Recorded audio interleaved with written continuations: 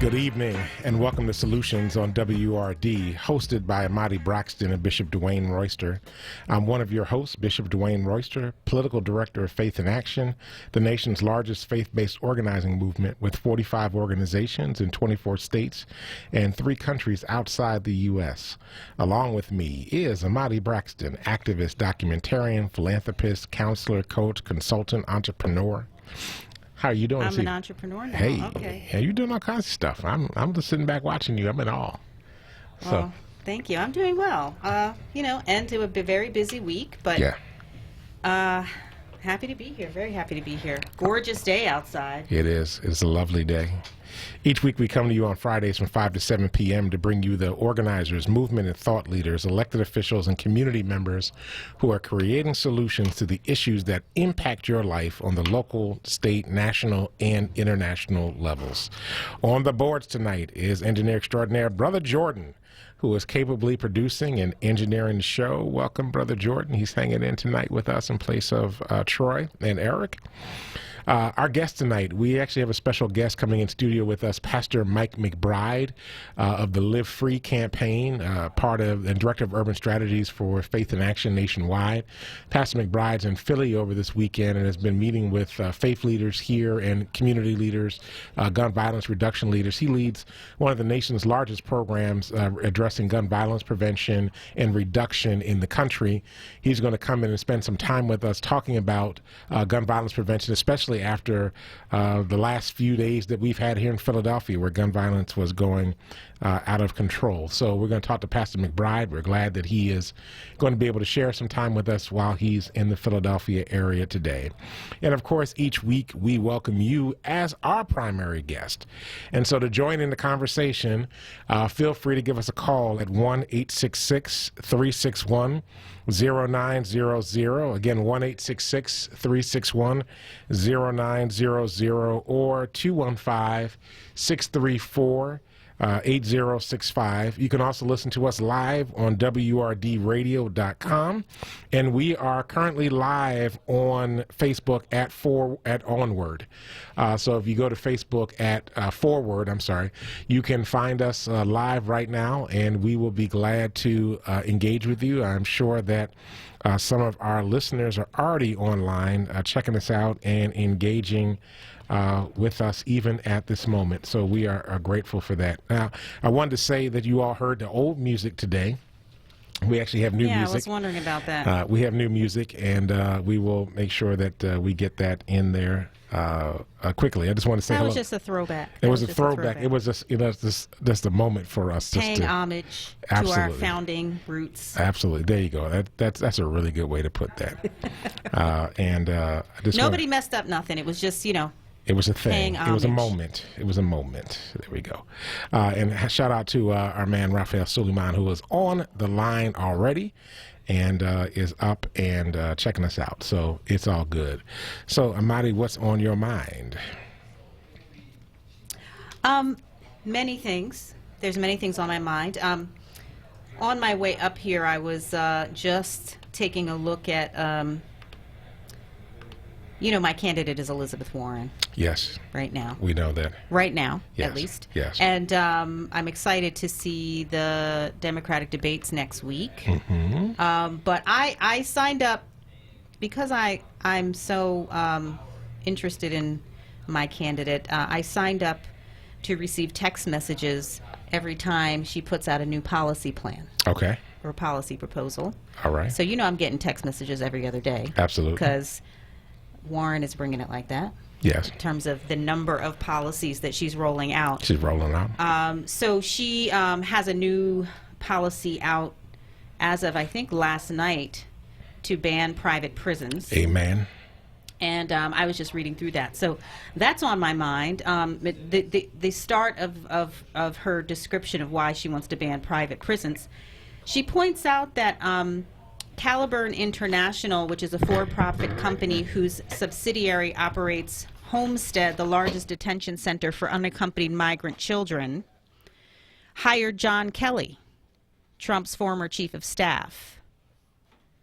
And Caliburn International has profited directly off of the Trump administration's inhumane immigration policies and children at Homestead, the Homestead facility, which is, again, the largest detention center for unaccompanied migrant children, they are kept reportedly in unsanitary prison-like conditions, often for months. And now John Kelly is cashing in on that with a new job there.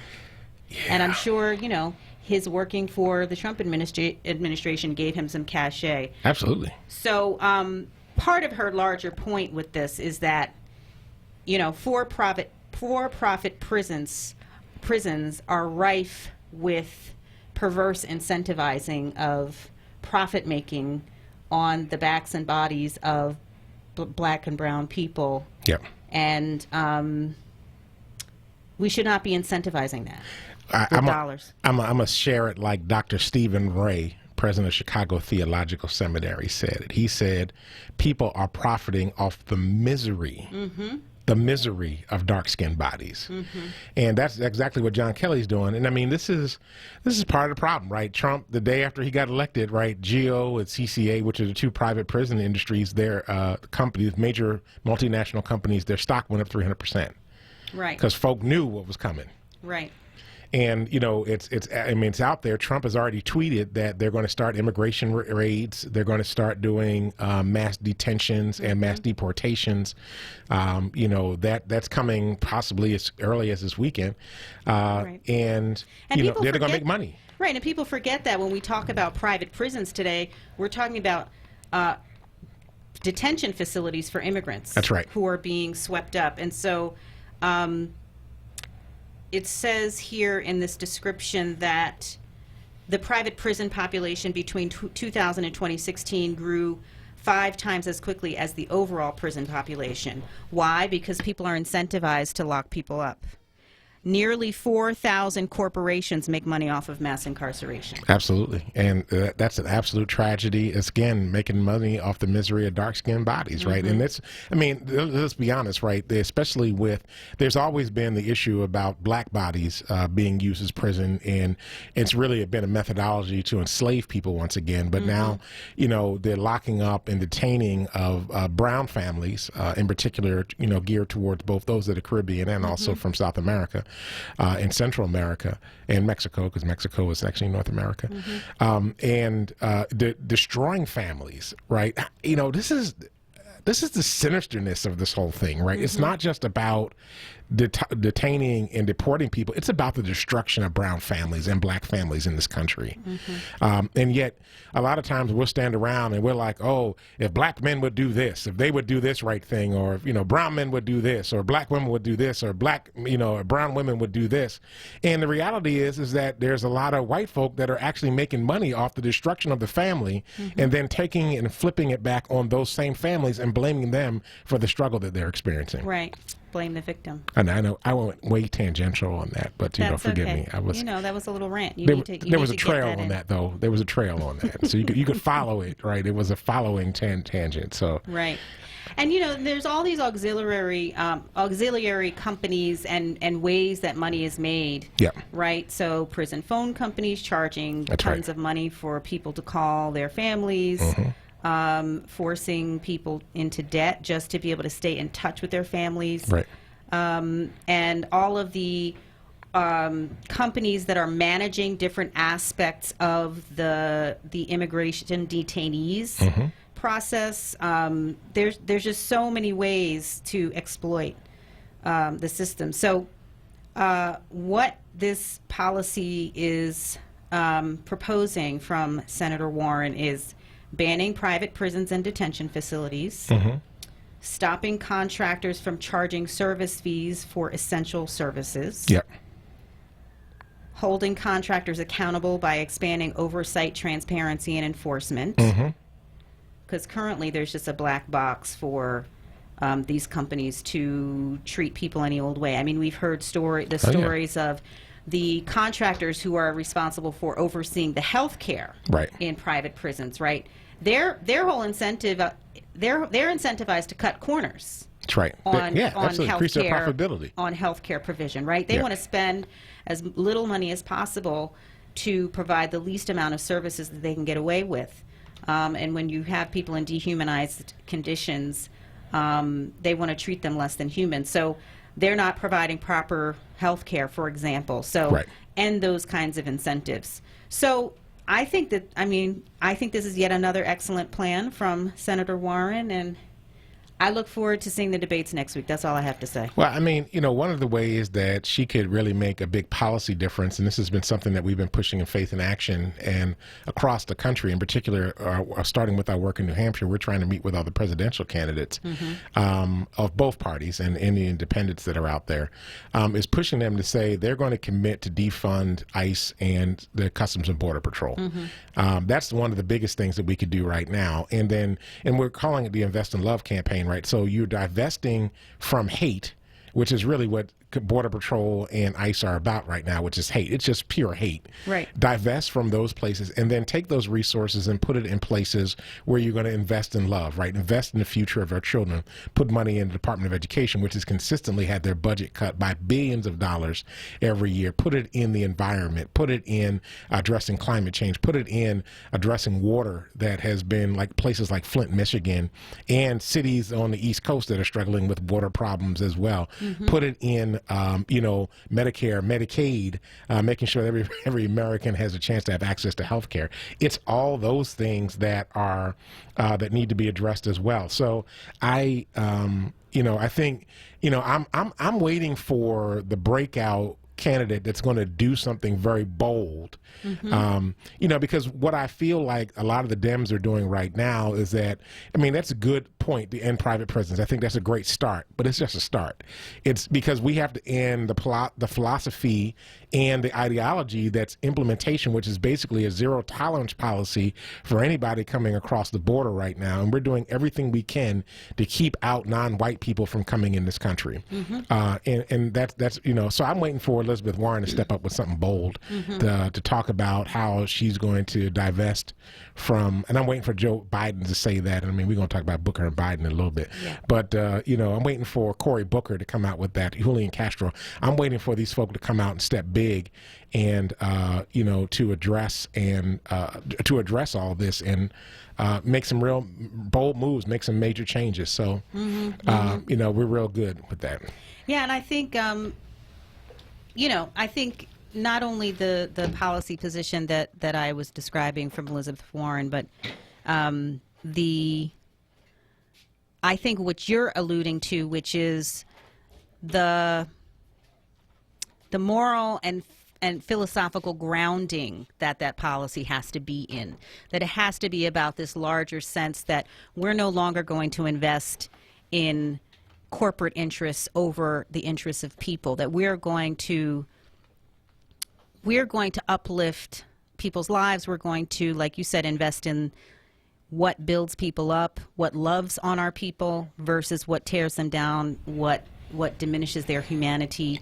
Yeah. And to have a policy position like that couched in a grounding philosophy and a sense of what is right and what is moral and what is just, I think perhaps that's part of what's missing in the way Warren delivers her message. I believe she believes that, but I think she is very, she's an academic. She's a Harvard scholar. Oh, yeah, absolutely. So, despite her working class roots, that's where she is. So I think she approaches a lot of this with ideas and with the intellect, and I think we also need the heart to come along with that. Now, if you read the analysis behind the policy proposal, her analysis is totally on point. Yeah. She talks about women of color and people of color being disproportionately burdened with these things. But anyway, I think you make an important point that there has to be kind of a moral grounding for whatever whatever policy proposals are put out there. And people have to be able to make a bold statement about that to really grab the attention, particularly during the upcoming debates. Well, she's got it made, right? She's on the second night with who is she being? None of the top tier candidates are on the platform with her. She's basically in a group by herself. All the other folk are going to be on the first night. And so she's on the second night. So she can really have the space to kill it. So who's on the first night then? So Biden, Booker, Kamala Harris, Senator Kamala Harris, Bernie's on the first night, yeah. Oh, okay. So, Wait. and Buttigieg is on the first night. Buttigieg? Yeah. All the bees. Yeah, and Beto O'Rourke is on the first night. So Beto, Bernie, Buttigieg, Booker. Yeah. I have some Biden. serious issues with the way that whole first night set up. I have to be honest with you. I'm like, there's something wrong with this. Now they claim they did it by draw. That they put the names in the hat Yeah, and they right. did it. I'm just like, it's a little strange if you ask me, but I'm like, okay.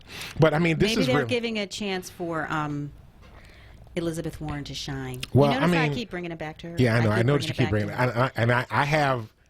Let me not say what I was going to say. I don't have a candidate in the race yet. I'm waiting for somebody to come along that's just going to wow me. Yeah. And when I look at a lot of the candidates, part of my challenge is that I see a lot of the flaws. And I see flaws not only in some of their policy stuff, but I also see flaws in what they've done in the past. And so I wrestle with that. I'm sort of like, can somebody show me consistency in the work that they're doing? Like, I was a Bernie guy last time.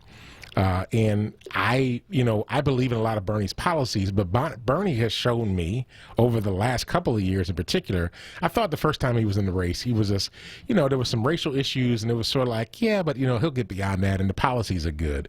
But over the last couple of years, I'm just like, this guy just keeps putting his foot in his mouth. And, that's actually very problematic.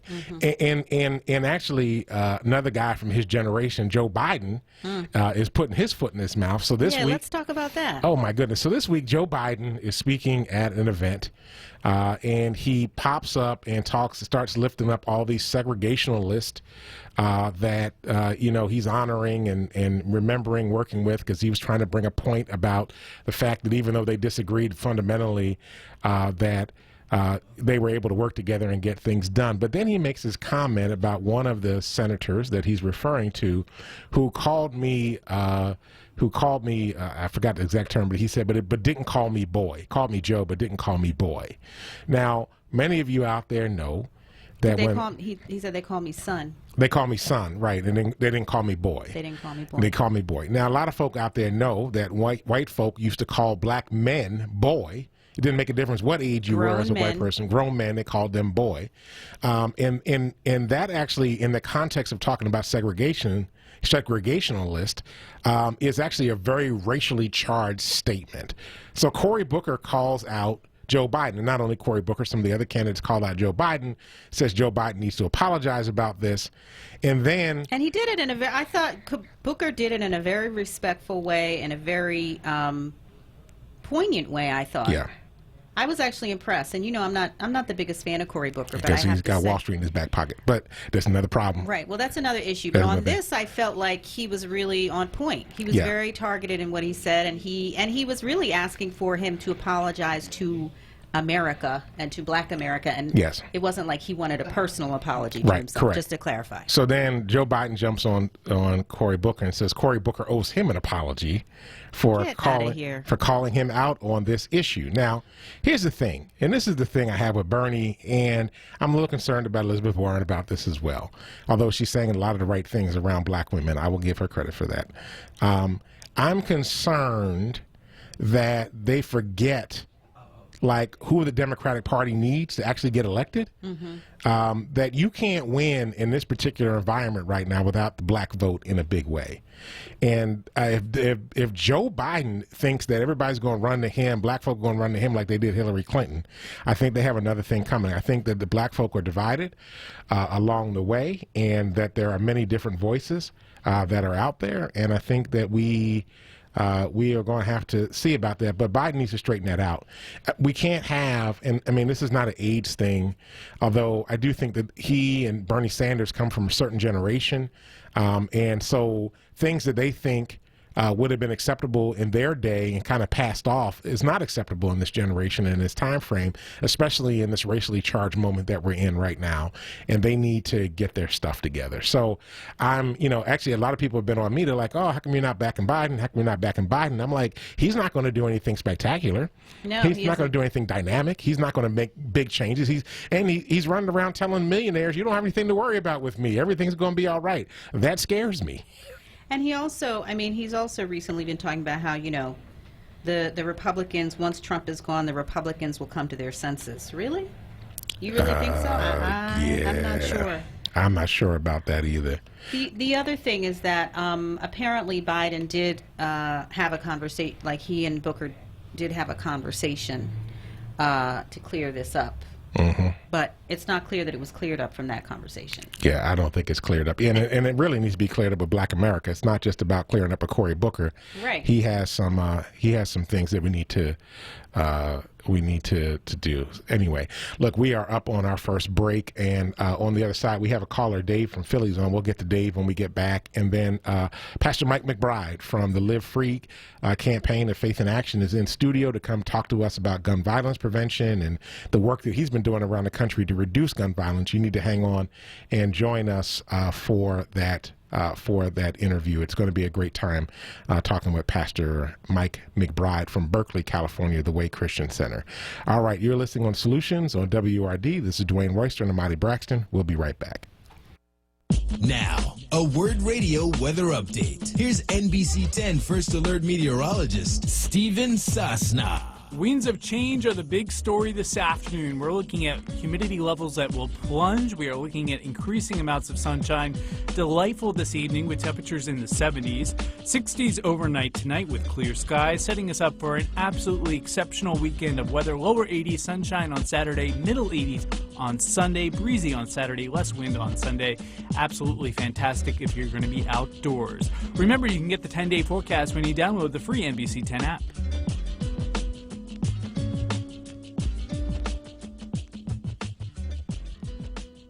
Now, a traffic update on Word Radio. Lots of jam traffic on the Philly roads. This traffic report is sponsored by Think It Up. On the Schuylkill Expressway, as you head westbound, traffic crawling from University out to the Boulevard, where an earlier overturned vehicle has been cleared.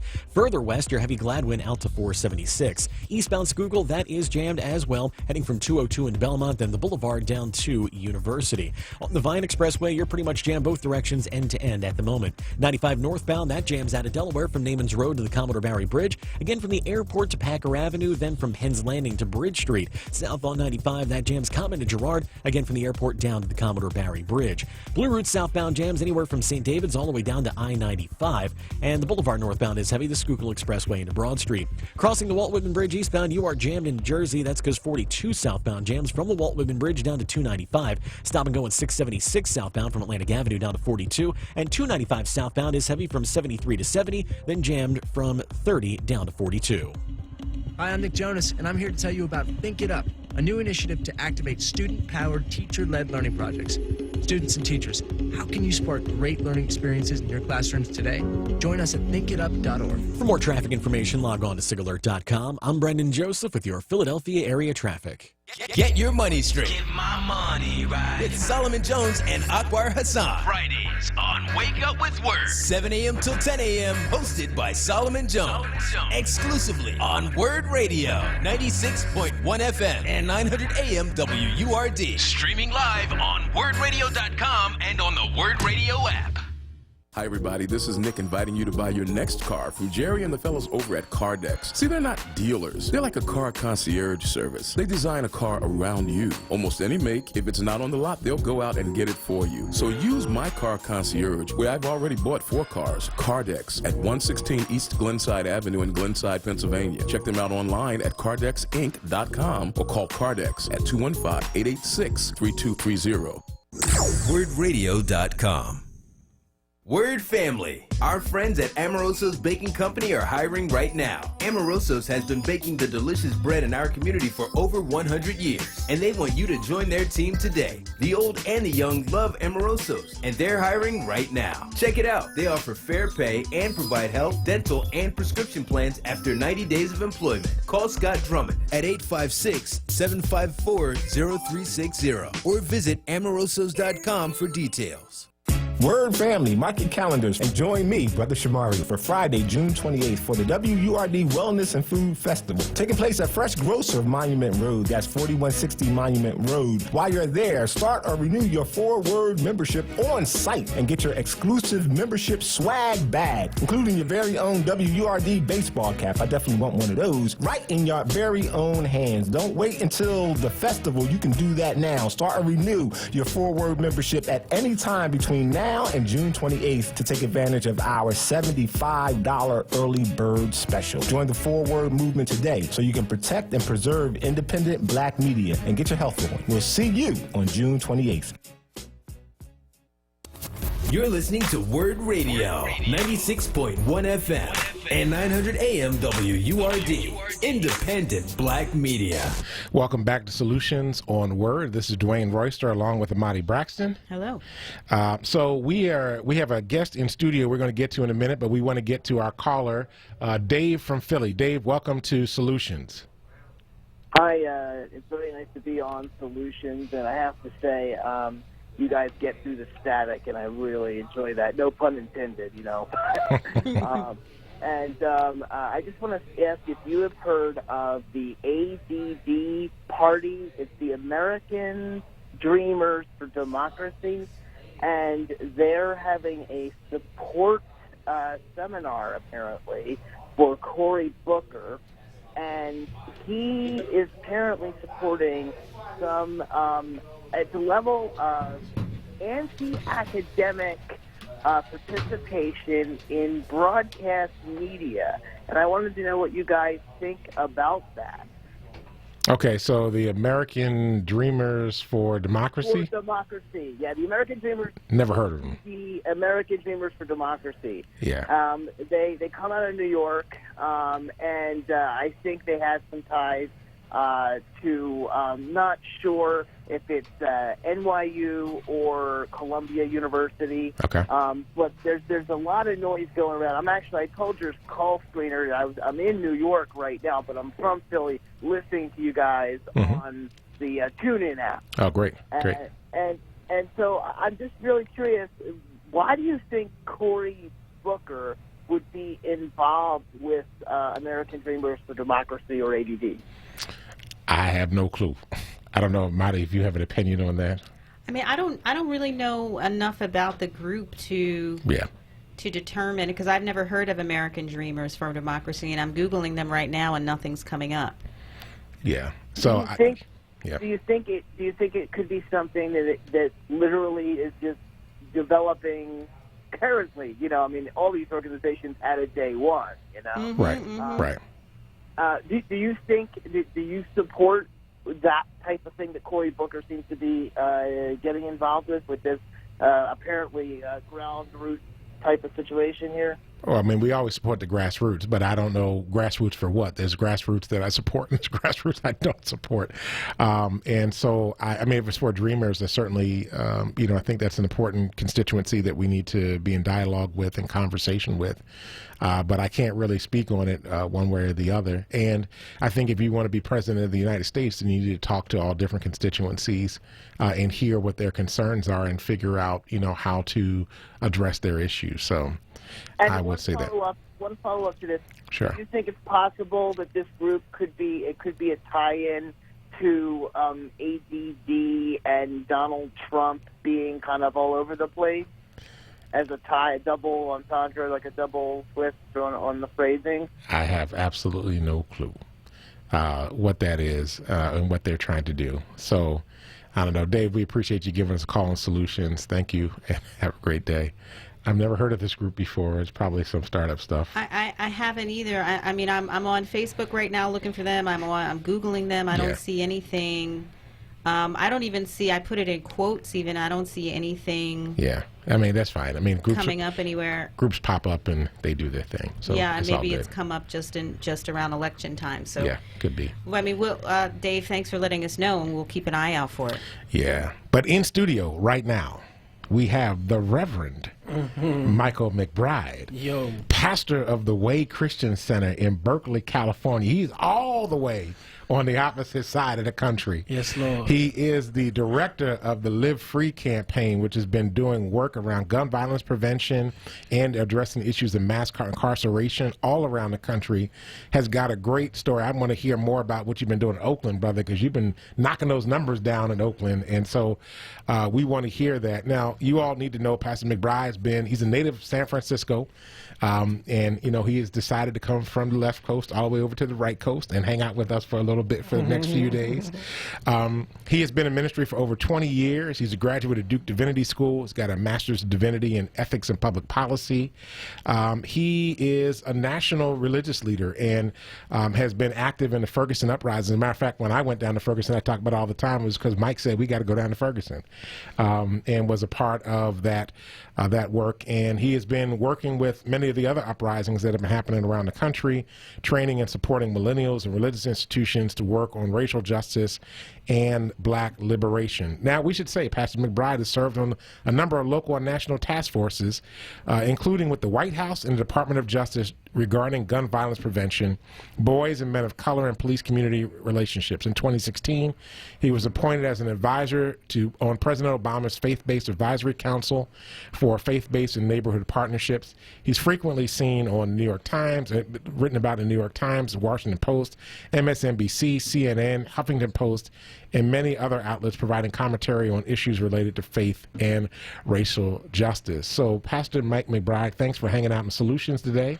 As my colleague, and we do a lot of work together all around the country. So appreciate you being here. Man, it's great to be in the city of brotherly love. I must say, this is an easier time to talk than 7 in the morning. He was on with our brother and friend Mark Tyler at his show early in the morning, and so I love though, Mark. It was fire, bro. It's all good. It's all good. But look, you know, this past week was terrible in Philly in terms of gun violence, right? We had a bad week, a lot of shootings, a lot of things that are going on. I think that there are combined with police accountability issues with all of the racist cops posting stuff on Facebook, and so it's like both sides. An imperfect storm, right? Right. So yeah, we got all this stuff going on. But you know, look, you had big wins in places around the Live Free campaign, especially starting in California. You've seen some really big reductions in Oakland. I think it was Richmond you had also seen some reductions in too. So would you tell us a little bit about what Live Free does, what you do, and then talk a little bit about how you worked in those areas? Because I think people here are hopeless, right? They don't think it can end. Wow. But I know, you know, from your work that it can end.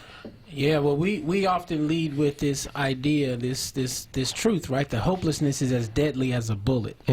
And when people of hope or people of faith lose hope, then where will everyone else turn? And so right. The key for all of us, we are a people of deep hope, deep history. We have a connection to our ancestors who had to fight through, one could argue, some of the worst conditions human beings have ever had to endure, and yet still we stand. Now, certainly how we are standing and the conditions and the environment by which we are asked to stand is quite perilous and terroristic, if you will. Yeah. But we know that there are solutions that we can employ, and it has been born out of decades of experience, of emerging science of how to reduce gun violence in urban communities, and that is the work that we have been blessed over the last at least decade in the Faith in Action PICO Network Live Free space to be able to participate in. The Live Free campaign, formerly called the Lifelines to Healing campaign, really kind of got its legs in 2009, 2010. Many of us were sitting in Washington, D.C. together. Pastor Wiggins from Camden, New Jersey, right across the river. What's up, Doc? I probably need to come see you. I'm so close to you. Ira Edwards out of Flint, Michigan. Myself, Reverend Jennifer Jones-Bridget down in Baton Rouge. Couple of priests from the Bay. We all were sitting in a meeting talking about healthcare, and we all started to share stories about how we lost so many young people to violence within the last several months. And we said to ourselves, what good is it to have healthcare if our young people and families can't even benefit from it? It really catalyzed an effort across the country for us to figure out how can we scale up the best practices that reduce gun violence without sending more of our loved ones to jail or prison. And 10 years later, we're very pleased and happy to be able to demonstrate that we can indeed reduce gun violence using some of the best practices and strategies, starting off with a public health approach, approaching violence not as something to be determined, overdetermined, or even responded to with a purely police or incarceral or punitive response. That many perpetrators of gun violence are indeed at a point in their life where they are a survivor of gun violence. We've come into many young people's lives only after they have been a perpetrator, but if you were to meet them 3, 4, 5 years before, they probably will have been a victim, and they've never had an opportunity to be treated as a victim. Many of these young men have bullet wounds in their body, holes in their body, they have metal in their body, they have been so traumatized, unprotected, and been treated under such conditions that they are walking around likely paranoid, likely full of anger, under irrational fear and pain, and they are left in a system of relational dynamics and interactions where no one is really attempting to offer them protection and even offer them structure. So there are conflicts, which all of us have them. All of us have conflicts, but you know, we have different skills that we've been able to cultivate from some our youth, and even some of us older folk. We still be beefing and fighting with each other, but we just don't pick up guns. Somebody say amen, right? Amen. we cuss each other out, and we don't talk to each other. We move across town, whatever we got to do. And so part of what I believe we have to do with the first step is to reframe our young people as human beings. They are not monsters. They are not predators. They are not folks who should be responded to with unbridled lethal force. We have to recapture that. That, I think, is the first step, and then we can start to get to how do we heal the trauma, how do we heal the pain, how do we interrupt the violence. Because at the end of the day, I had a young person tell me, McBride, you asked me to put this gun down. That will make you feel more safe, but it will not make me feel safe. Wow. So when are we going to have a conversation about my safety, not about your feelings? And when you get close enough to young people and they start telling you the truth, the whole truth and nothing but the truth, then I think we'll start to be able to figure out here in Philadelphia and all of our communities across the country how our strategies can be contextualized for the context of where people are living. Wow, that was a lot there, and that's really powerful. Let's ask you this, and we're going to have to go to break here in a couple of minutes, but I need to understand, what y'all do in Oakland, man? Because Oakland and Philly, like, geographically are almost directly across from each other, just 3,000 miles away. That's our sister city. Absolutely. Wow. Yeah. Okay. So tell me, what is it that you all did in Oakland? Because you had what's the percentage? We had a 50% reduction since 2013, 14. You know, we use the strategies. The premise says this: less than half of 1%, or less than 1% of your city's population is likely driving as much as 60% of the gun-related shootings and homicides. Right. If you have 100 shootings in your city, it's not because you have 100 people shooting. Right. You probably have about 10 folk or so who are shooting multiple times. The idea that every single young black person in your neighborhood who is sagging their pants or who even is running around in groups and crews are shooting one another is a false premise. And because we operate too much off of this false premise, our policing response, our intervention responses are attempting to respond to 100 individuals when in reality the work should be, how do we get to those 10, those folks who are driving the violence? In Oakland, we really took this notion seriously. We did the work as community members, faith leaders, clergy, mama, big mama, some of the Pookies and the Ray Rays that had come home from jail. We worked with some of the law enforcement leaders who, at the time were quite suspicious to the strategy, but we ended up winning them over, public health officials, and we've identified the 200 individuals who were the highest risk of shooting or being shot. Over the 3 or 4 year period, we drilled down with those 200 individuals, and we actually got them to stop shooting without any of them having to go to jail or prison. Why? Because many of them would tell you, man, I'm trying to live. If you get him, stop shooting at me, I'll stop shooting at him. I'm not waking up every day trying to have a shootout with somebody. And it is that kind of orientation that actually helped us to move the police department, the Oakland Police Department, which may be the only department in the country, well, not only, I mean, L.A. and New York are quite notorious too, but y'all got a piece of work department out here. But Oakland's under federal monitoring, right? And has been because of a lot of the terrible policing practices. We even got police officers who for at least several years were trying to arrest these young men persistently. We got them to a place to sit in rooms and tell these young men, we love you, young brothers. Wow. We're not trying to get see y'all die. We don't even want you to go to jail. We just want you to stop shooting.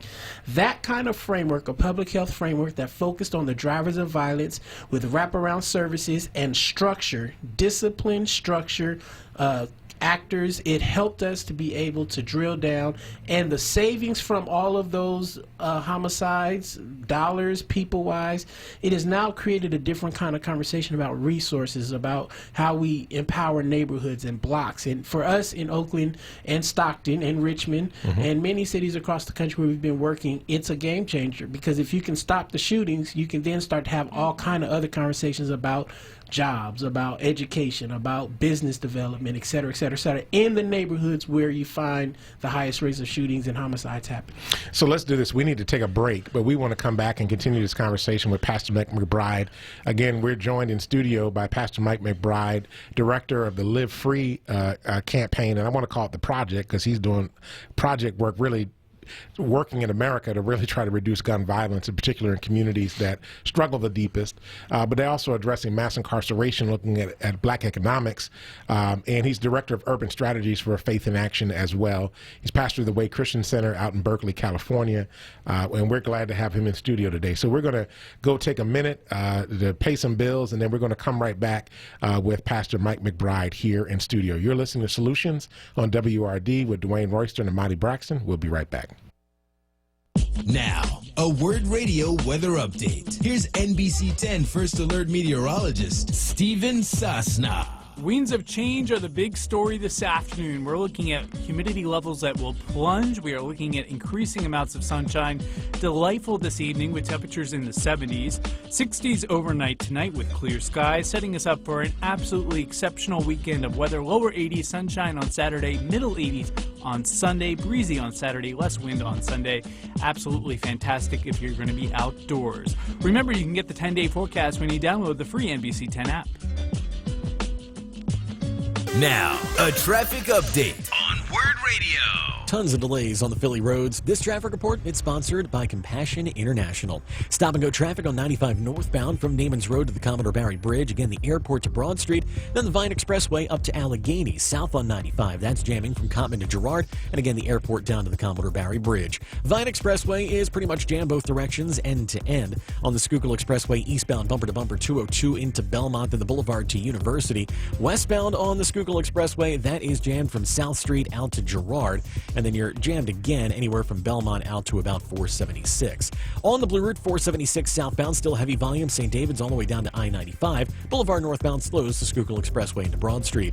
On the bridges, Walt Whitman Bridge eastbound is jammed into Jersey. That's because 42 southbound jams from the Walt Whitman Bridge down to 295. Stop and go on 676 southbound Atlantic Avenue down to 42. And 295 southbound, that is stop and go 73 into the 42 freeway.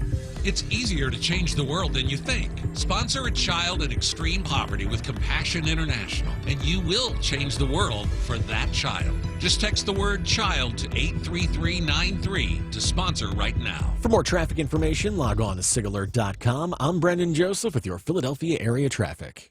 Listen to Word Radio on the go with the Word Radio app. Search for WURD in your favorite app store today and take us with you wherever you go. Stay connected to Word Radio, independent black media. Be heard. Want another way to join the conversation? Follow us on social media Using the hashtag onWURD. Be heard. Stay connected to Word Radio. Independent Black Media. Family Therapy Vignette Moments with Dr. Lucille Ijoy. What about those graduations? Great occasions, wonderful memories, proud day, graduations for students young and old, proud day for families, smiles. It's graduation day at last. Tears, deep breathing, standing tall.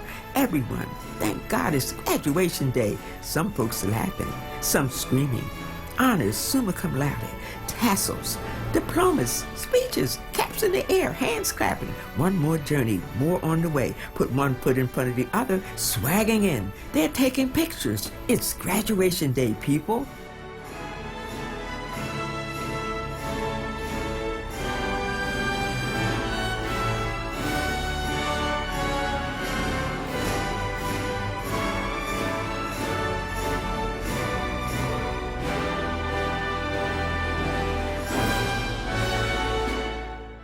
With the new Express Sports football and car racing from the Pennsylvania Lottery, you can play your favorite sports at participating retailers, bars, and restaurants. Make your picks on your play slip, like touchdown pass on the third play, or the first 3 cars across the finish line, and watch the fast-paced lifelike action on the big screen. With drawings for cash prizes every 5 minutes, there's never a dull moment. Come on, come on. Yes! Express Sports from the Pennsylvania Lottery. Compete from your seat. Players must be 18 or older. Benefits older Pennsylvanians every day. Word family is me, Solomon Jones, host of Wake Up with Word, and I want to see you on June 28th at the Wellness and Food Festival at the Fresh Grocer, 4160 Monument Road. It's going to be a blast. All of us are going to be out there. We want to see you, talk to you, and I'm going to have some of my books as well. So join us right there at 4160 Monument Road for the Wellness and Food Festival. And please, whatever you do, make sure you join the 4Word movement today and get your membership or renew between now and June 28th to take advantage of our $75 early bird special. We'll see you on June 28th at the Wellness and Food Festival. Be there. You're listening to Word Radio, 96.1 FM and 900 AM WURD, independent black media. Welcome back to Solutions. This is your host, Amadi Braxton, along with Bishop Dwayne Royster. Yo. And we are blessed in the studio to have with us today Pastor Mike McBride from the Live Free campaign of Faith in Action, and all the way from the West Coast here in Philadelphia. So we're very pleased to have you here. And before the break, you were laying out the work that you've been doing in Oakland and other areas. And what struck me and what you were saying was the kind of foundation, the founding kind of, or the starting point is to really humanize, rehumanize the young people that are involved in the violence, because we tend to, and these messages are reinforced by the media and corporate media and white dominant media in particular, that these young people are somehow inhuman or less than human, or else why would they be creating so much havoc in communities? And so the fact that you are actually treating them like human beings who are traumatized, treating them like human beings who have been victims themselves, right? Like they say, hurt people hurt people. That's right. Is such an important foundational point, I think, because unless we do that, we will never have the right approach. Absolutely. Not only will you not have the right approach, you'll never get the political will you need to implement the right approaches. If our frame is that people caught in the cycle of gun violence, urban gun violence, are monsters, predators, hunters. What do you do with a monster? You don't build a program to save a monster's life. Right. You don't build an intervention to save a predator's life. Your response to predators and monsters is to remove them from your community by any means necessary and put them in a place far away from your community. If that is our approach to our children, I want to ask, who has taught us to hate our children, to be so afraid of our own children? Of course, our children may be doing things that are horrible, that are destructive, but they're still our children. And if we, as clergy, can't find the language and the imagination to help bring our children back into the circle of concern for our whole community and for our whole city and for our whole country and, dare I say, the world, then we have a failure of imagination and we're derelict in our call. And, Pastor, let me ask you this question. So how do you start with the young folk? Yeah. Right. Like, what's that? Because I think people, like you said, they're afraid of the young people, right? We're afraid of our own kids.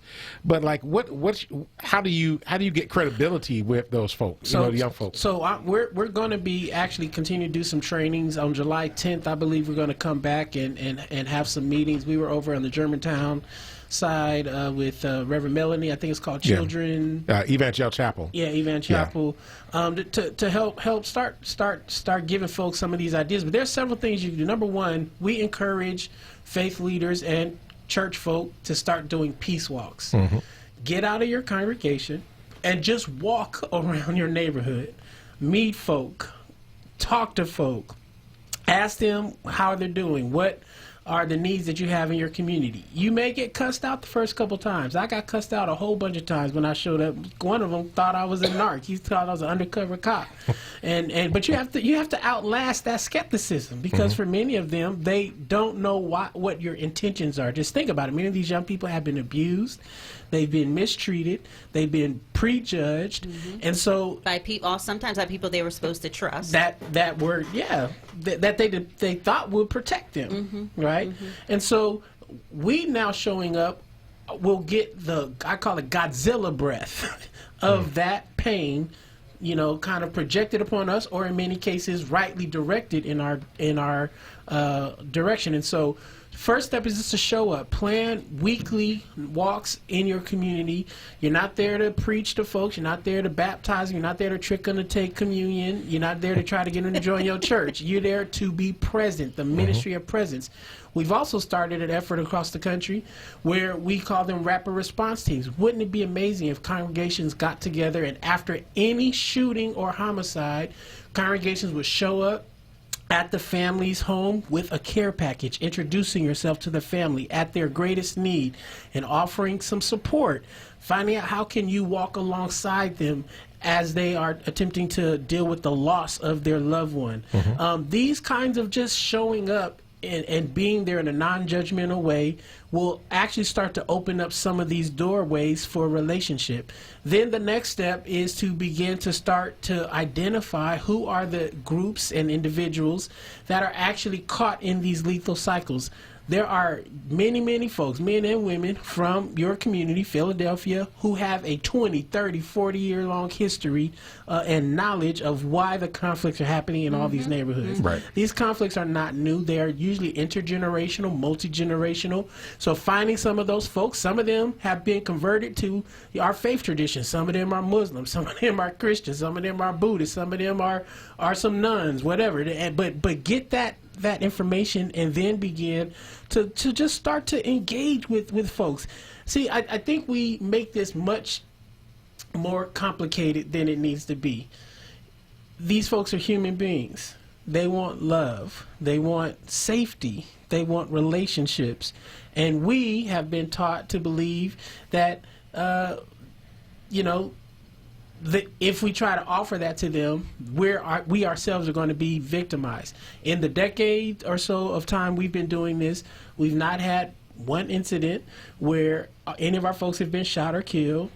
Folks have not been robbed. Now, of course, we do good things like if you're going out to do the walks, we put all our iPads and your gold chains and your phones. We lock them in the church so you ain't walking around tempting nobody. Somebody say amen, right? Amen. But it is this sense that nobody's trying to hurt you if you're trying to help them. Right. And that's the posture that we have to have. Treat our young people like human beings. I got a quick funny story. We were walking through the neighborhood. Some cats was playing dice in East Oakland. Had about 20 people. We walked through the neighborhood, and everybody crossed the street. I was bringing up the rear, and I just kept walking, and one of the fellas was like, "Oh, what's up? Y'all not gonna come say hi?" You know what I'm saying? Man, like, you ain't got to cross the street. And so, of course, I went and, showed everybody some love, and, man, why they cross the street? They afraid of us? Come on, And so they stopped their dice game to talk to our group walking through the neighborhood. Wow. And so again, these are anecdotes, but we have found them to be true over and over again. If we show up with love, concern, authenticity, the human response by our young people will be reciprocated. And I think if we show up with that assumption, it will help deconstruct a lot of the misheld perceptions we may have. So let me flip the question if I can. I don't know if you had a question in mind. No. I just know we have a caller waiting. So okay. So let me just flip this question real quick on you, Mike. And I'm gonna lean on some faith in action, love, and say, can you hang out with us a little bit longer past 6 o'clock? Can you hang out with us a little? Okay. So right now we got a major mistrust with the police department in Philadelphia, and actually I think that mistrust creates a level of tension and potential violence out there too, because you don't know the cop pulling you over or not is seeing you as something less than human. I mean, most of the time you make that assumption anyway, but we had 300 some odd cops that were out there, doing this thing. How do you build the relationship with the police departments and get them to think differently about how they're approaching the community? There's a great initiative within the Live Free campaign. We call it the Bring the Heat campaign. You can go to trustthroughreform.com. Trustthroughreform.com, or is it .org? I think it's trustthroughreform.com, and you'll see the ways in which we have again made a very clear pathway of reconstructing or organizing the relationship of law enforcement to communities of color, particularly black communities. If I were to use the language of Reverend Eugene Rivers from Boston, he says that we must de-racialize these interactions. And now that's a very auspicious and ambitious task, but the idea is that we must reset these relationships through a framework that is about helping police departments reimagine their profession and their role in our communities in the 21st century. How do we do that? HEAT acronym stands for hiring. How do we ensure that we as community members are helping to create the standards of hiring? Psychological evaluations. How are we making sure that the candidates have advanced degrees? Research says that if you have a bachelor's degree, you are less likely to engage in unconstitutional policing. Why? Because you have a different set of training and skills that you're pulling from to help you mitigate these very high stress. You have a different set of perhaps skills and experiences that will allow you to respond in these split seconds to different kinds of preconceived notions, anger, fear, and pain in your job. So hiring is important. And we're finding across the country many police departments, because of the shortage of candidates, are now recruiting military individuals, people who are coming home from fighting war. So just imagine, we are recruiting warriors to be police officers in our communities when we actually should be recruiting peace officers, if we believe that's even the role of policing. So hiring. E stands for equipment. How do we organize ourselves in ways that reduce the kind of equipment available to police departments? We do not believe police departments should have military-style weapons,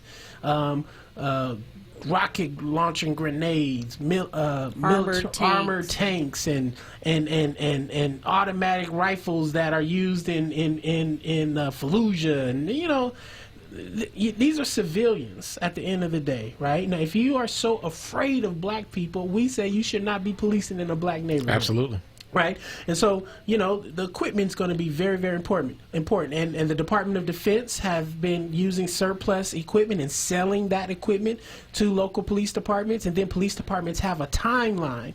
If they don't use that equipment sold to them within 6 months, then they have to give the equipment back. So many of them are as soon as they get that equipment, wait a minute. The clock is ticking. Wait a minute, they're getting tanks and body armor and all these things. If they don't use it in 6 months, they have to give it back. There is a time. I may be. That's some of the equipment that we saw in Ferguson. But every police. I'm telling you, every police department has this stuff in their arsenal. And they have to use it, and that's why when you're seeing protests and things, you just see these Humvee things out there, because if they don't use it, they have to give it back. A stands for accountability. Civilian review boards, oversight boards. We have to demand not just kind of the cosmetic, symbolic ones, but these oversight boards have to have subpoena power, the ability to hire, fire, interview police chiefs, etc. And then, of course, T stands for... They have to be fully funded. Fully funded, yeah, absolutely. And independent. And empowered and independent, absolutely.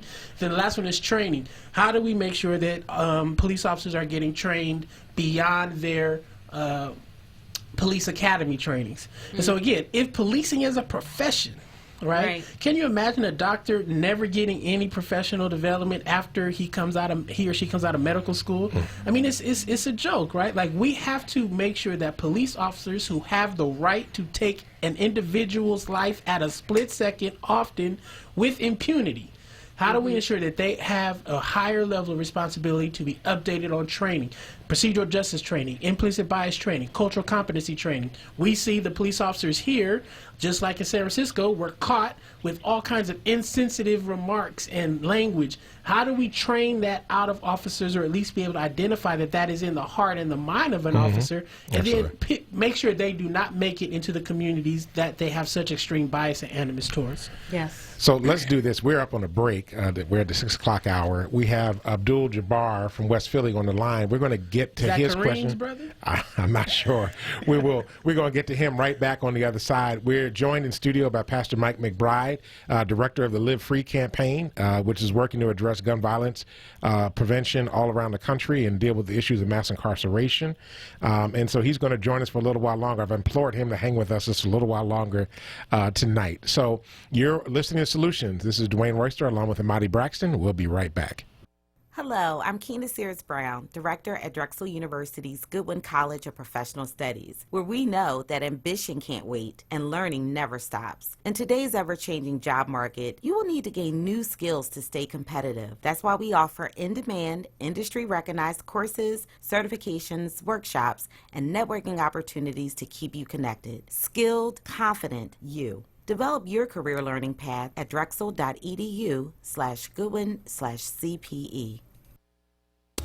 You're listening to Word Radio, 96.1 FM and 900 AM WURD, independent black media.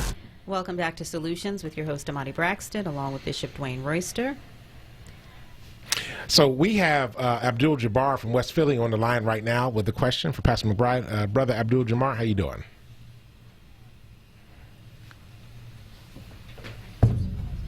Okay, I guess he's not there. Yeah, okay, go ahead. Yeah, it's Abdul Jabbar, but I called because this conversation was intriguing, but then you guys are making some statements in reference to the police. You know, you guys follow those study Dr. Jawanza Kunjufu. Yeah. Okay, so you know that this whole idea of destroying black boys is nothing new. But the primary thing that I think is most important is the mother. See, I don't hear enough conversation about people making the mothers accountable and having them conscious of the fact that they need to work with the fathers to make sure that they have some type of unification to protect the children. Not so much for them intimately, but to realize that they are the ones responsible for the children, old enough for them to be able to take care of themselves. Most of the time, that's not happening. What's happening is they're put in a position where the children are often used as collateral. And what ends up happening is if there's no front line to defend the children, then they are open and vulnerable. So it makes everyone else work harder. And anything that you do in the community, it's stress. It's even more stressful. It's not as easy for the children to be able to participate and benefit from it with these type of things going on. So I appreciate you sharing the information, but I know for a fact that things would have been totally different if I wasn't around for my sons and my daughters, because I've seen what's happened to friends and families and just people in the community that may not have had people that have had that protection. And as far as when you're talking about dealing with the police, the mayor appoints the police commissioner, right? Commissioner, a superintendent, right? They're the two titles they give them, right? Right. So from that point, then you have, first of all, the police is paramilitary. So we have to approach it from a holistic perspective. That's why I started off with the mother and the father to add to what you're saying because it will make your efforts a lot easier.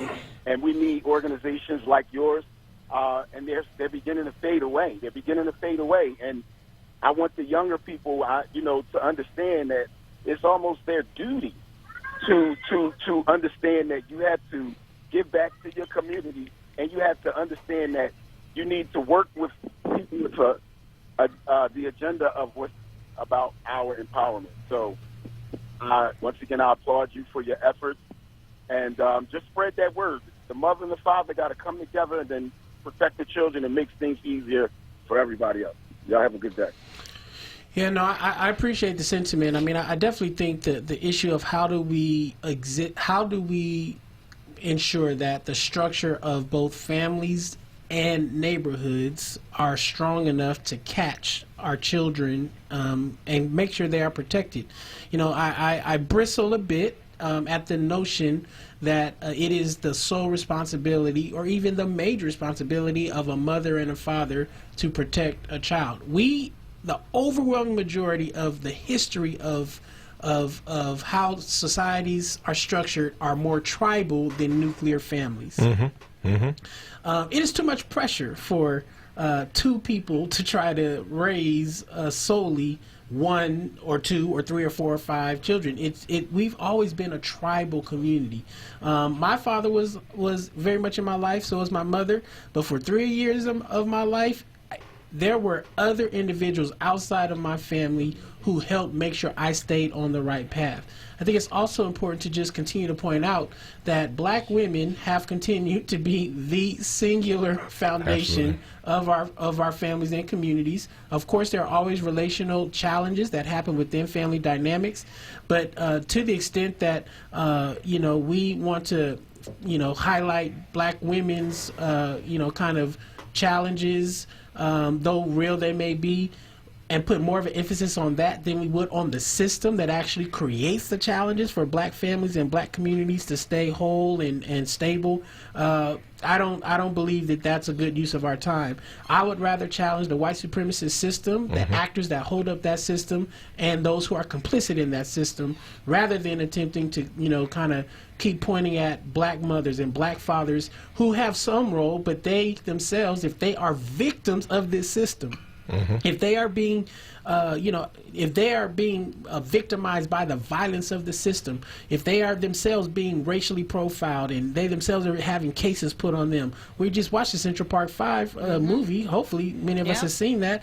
You saw those mothers showing up. You saw some of the fathers showing up. And when your life is that vicarious and that vulnerable, and it is over a long period of time a reality, it is very difficult to kind of keep moving. So I believe we organize, defeat the system, dismantle the system, and in the defeating of the system and the dismantling of the structures, prayerfully we can kind of recreate communities, a 21st century kind of family structure that does not depend on the false notion of nuclear families, which is a European construction that has largely failed. Absolutely. And we start to think of ourselves as tribes, as neighborhoods, as institutions that are serious about taking care of one another.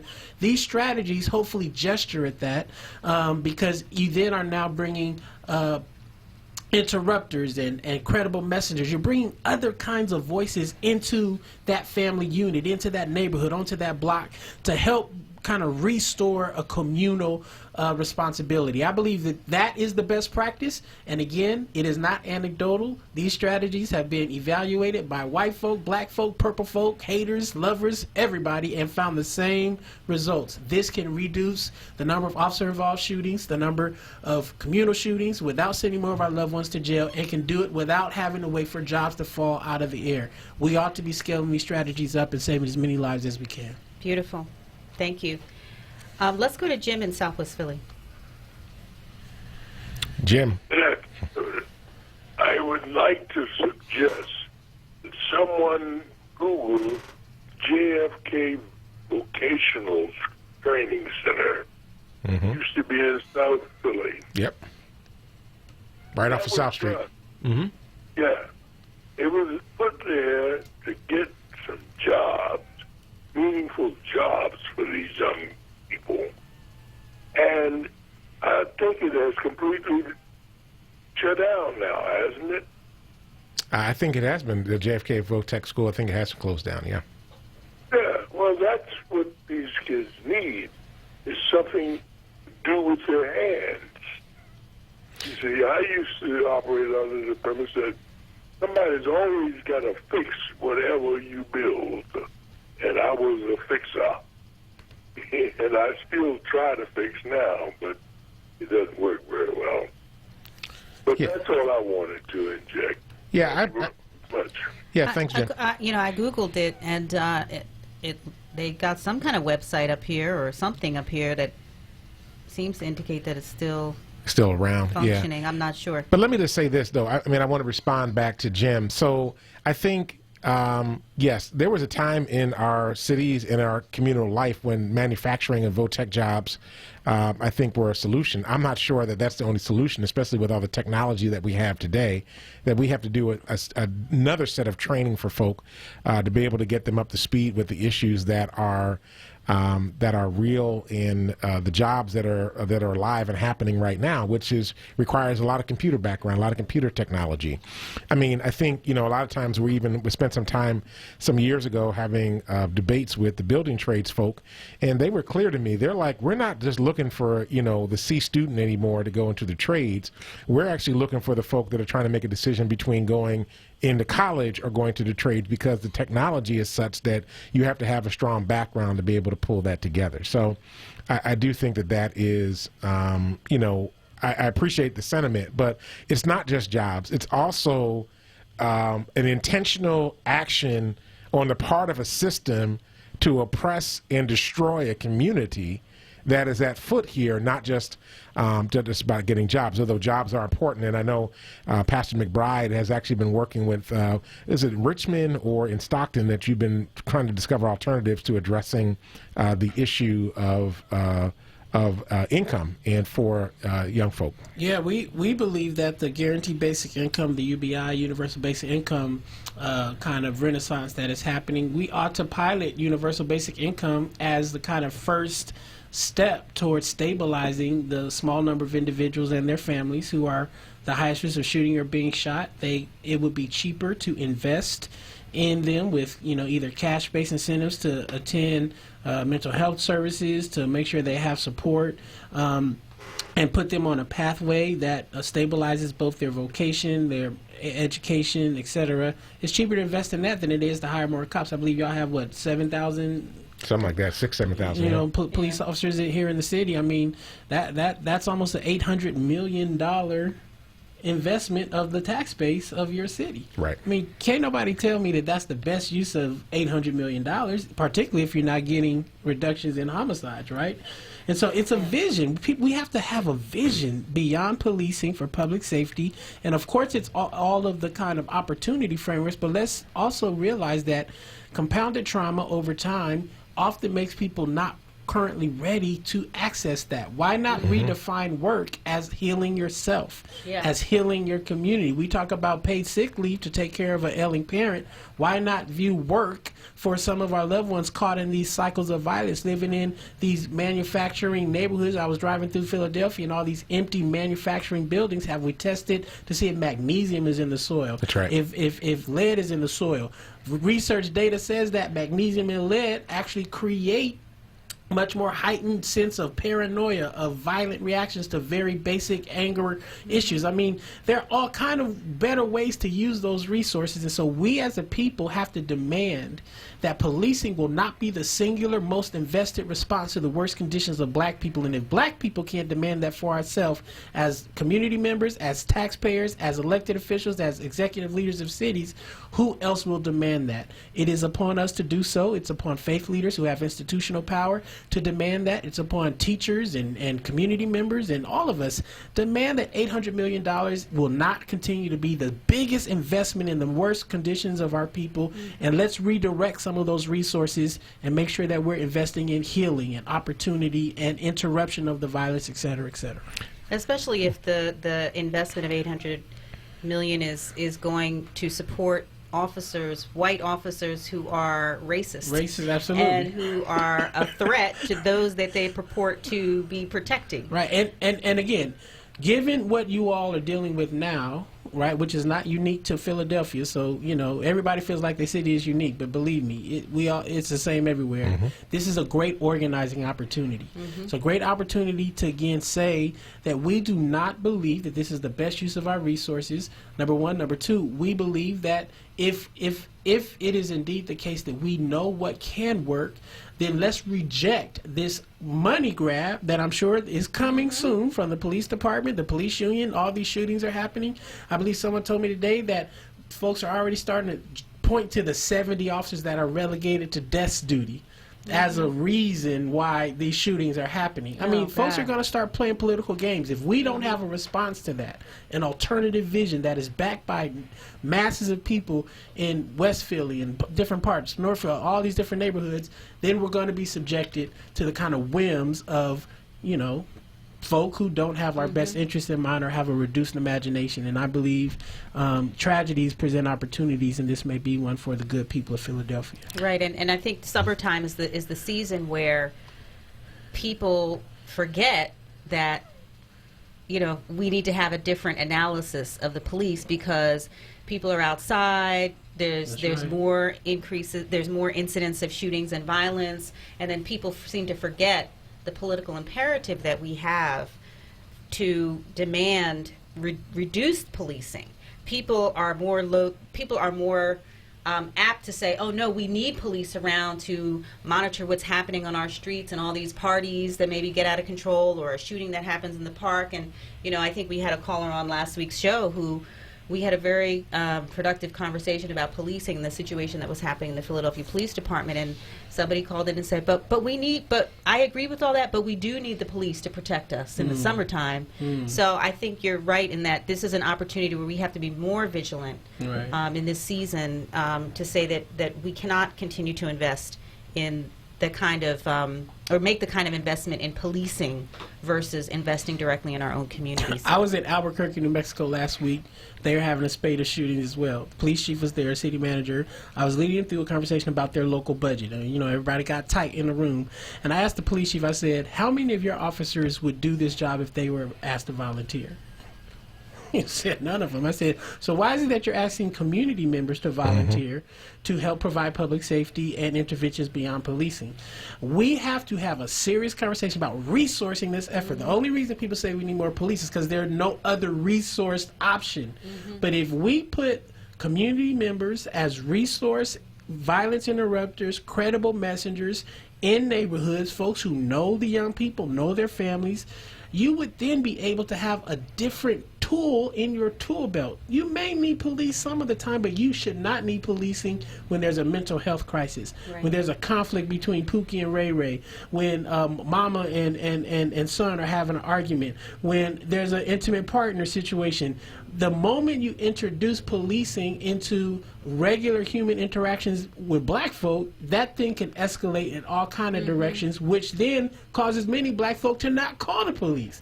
Because if I'm having a conflict with a loved one and I call the police and I'm more worried about the police responding to that loved one with lethal force and lethal violence, then I'm less likely to call the police. And so we just have to have an imagination, and we can't be shy about it. Folks always say, oh, what if it don't work? Like this current condition is working, right? Like let's be bold in our solutions, and I think we can actually see some new opportunities emerging. Yes. Let's go to Maurice in Southwest. Maurice, you there? Oh, I'm here every Friday. All right, thank you. Thank you for waiting patiently. Go ahead. It's okay. Listen. I've called you a lot, and I've said a lot of outrageous things because I'm upset. The gentleman you have there is 100% right, but I believe in doing the opposite. I believe that we should talk to our young people and get them into the police force so they can instruct these guys that they hired that live on if they don't live in the suburbs, they live in the edge of the suburbs, and they live in a whole different life. When they come in here, they consider dealing with the trash. When they go home, they're dealing with the garden. We got to change their attitude about what's going on. And the only way we can do that is from the inside out, not from the outside in. I worked at Grayford for 20 years. When I first got there, the white guys were running rapid, but as we hired more and more black people working at the job, we didn't start acting like them. They started acting like us, wanting to hang out with us, wanting to talk more want to know what our lives were about. And, you know, when they say, like Black Lives Matter, I think that's what killed them, when they was always against the police, they never jumped off the way we thought they would. But for them to say that we don't need the police is ridiculous. You know? Yeah, well, we need the police. I would just continue to you know, no one is saying, well, let me say this. Some people do say we don't need the police. You know, I say that until we get alternatives, we have to continue to imagine a both and. We should use harm reduction kind of ideology, in my mind, public health framing again, that allows us to see both ands, not either ors. It is, I think, really, really important for us to keep pushing our imagination. In suburbs and other communities across the country, they do not have 8,000 police officers in their community. Their budget is not being consumed by 8,000 individuals. They put that money in parks. They put that money in libraries. They put that money in free after-school summer activities, so kids have a safe place to play. Swimming pools, all kinds things that enrich folks' lives. We as a people have to continue to believe that we are not the problem. That if we get what everyone else gets, opportunity, resources, we can solve some of these issues. And so, you know, I do believe, though, that we have to have these partnerships with law enforcement that are mutual and reciprocal. One of the things we did in Oakland was called the Principal Policing Trainings. We helped lead one of the only civilian-led procedural justice and implicit bias trainings in the Oakland Police Department. This eventually spread all across the state, and there were a whole number of cities across the state that began to participate in this training. It helped to this dear brother's call to make sure that police officers, police executives got to not only hear from community members, but community members got to train police officers, talking about that ongoing training. We found that, along with other policy changes in the police department's work, to keep our officer-involved shootings pretty low. We averaged officer-involved shooting every 6 weeks in Oakland for 30 years. We've had probably 2 in the Oakland Police Department since 2014. Wow. So again, we've seen violence drop, gun-related shootings and homicides. We've seen officer-involved shootings drop. Oakland has not had a huge influx of jobs. We have not, had a different part or a huge influx of new police officers. We changed practices. We changed trainings. We made sure police officers didn't run in the back of homes anymore. Now they have to set up perimeters. We made sure police officers couldn't engage in high-speed chases throughout the city. That kept the police's adrenaline, from going crazy and hopping out and shooting folks in broad. There were things that we did that actually lowered the temperature, and I just want Philadelphia to know, and all of the cities across the country, these things are within our grasp. It just takes knowledge and then our ability to organize our power to make it so. Well, we've been joined today by Pastor Mike McBride, director of the Live Free campaign, which is a nationwide campaign addressing the issues of gun violence prevention and mass incarceration. He's all the way in from Berkeley, California. He's pastor of the Way Christian Center out there, director of urban strategies for Faith in Action. We really appreciate you taking some time to join us today. Man, glad to be here, and I'm prayerful and hopeful. Hopefully July 10th we'll be back, and we'll give you all the information. If anyone would like to come and join us, I think we'll be back at Elder Melanie's spot, and we're going to really try to train folks. 10 days, 10 hours, 10 days, 10 weeks. What can you do in the next 10 hours, the next 10 days, the next 10 weeks to address gun violence? It'll be a concrete strategy, and we'll hopefully save a lot of lives. And Pastor, where can folk look up information about Live Free? LiveFreeUSA.org, www.livefreeusa.org. You can follow us on Twitter at LiveFreeUS.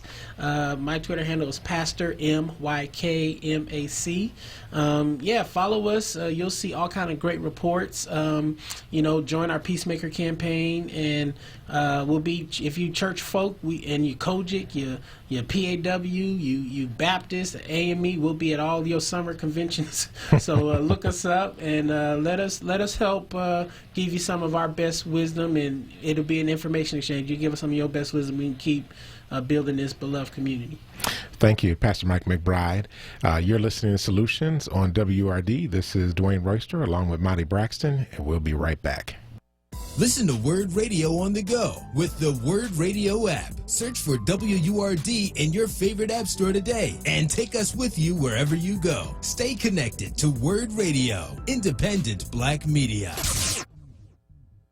Attention Word audience, do you know that Pico can provide you with more information about your energy usage through their smart meter program? The new smart meter, also known as electric meters, and the Pico interactive website helps to give you more information on understanding how to best use energy and how to save energy and money. Smart meters also provide quick support to local fire departments and other officials during an emergency. And you can get faster, more convenient service when moving out of your home or into a new home. Smart meters can also identify potentially dangerous situations like tampered meters and reroute power to restore faster service in the event of an outage. Visit pico.com and search smart meters to learn more about signing up to save energy and money. Pico, powering our communities.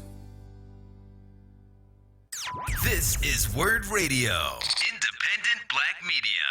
Walter E. Sabbath Jr. Funeral Service is introducing Cremations Are Us by Sabbath. That's S-A-B-B-A-T-H. Cremations Are Us by Sabbath is the result of their 26 years of experience with individuals and families who choose cremation. Sabbath knows that families who choose cremation have the same needs as those who choose burial. Sabbath's new component, Cremations Are Us by Sabbath, emphasizes the wide selection of services they've always offered. Visit their website, sabbathcare.com, for details, or call 215-924-4101. The Kimmel Center offers free arts education programs to schools across the region. Teaching artists visit classrooms to educate, engage, and inspire the next generation using creative learning experiences, and schools take trips to the Kimmel Center for live performances. The Kimmel Center is committed to educating Philadelphia's youth by providing access to quality arts. For more information, visit kimmelcenter.org.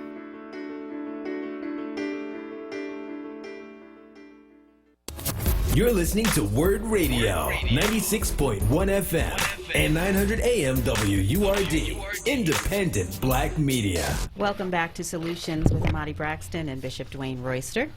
Yo, I messed that up earlier. That's okay.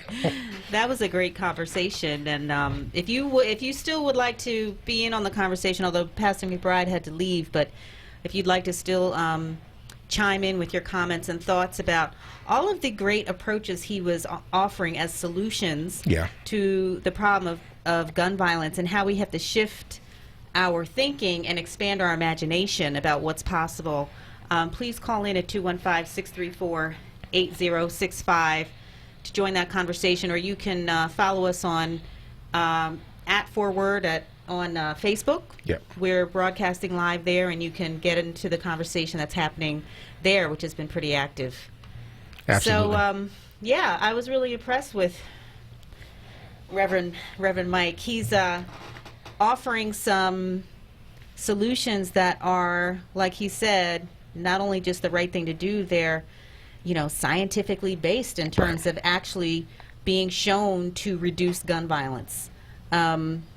And again, for me, the bottom line is beginning to look at those who perpetrate violence in our communities as human beings. That's right. Who are suffering and who are often traumatized themselves by violence, who are paranoid perhaps because of that PTSD that they're experiencing.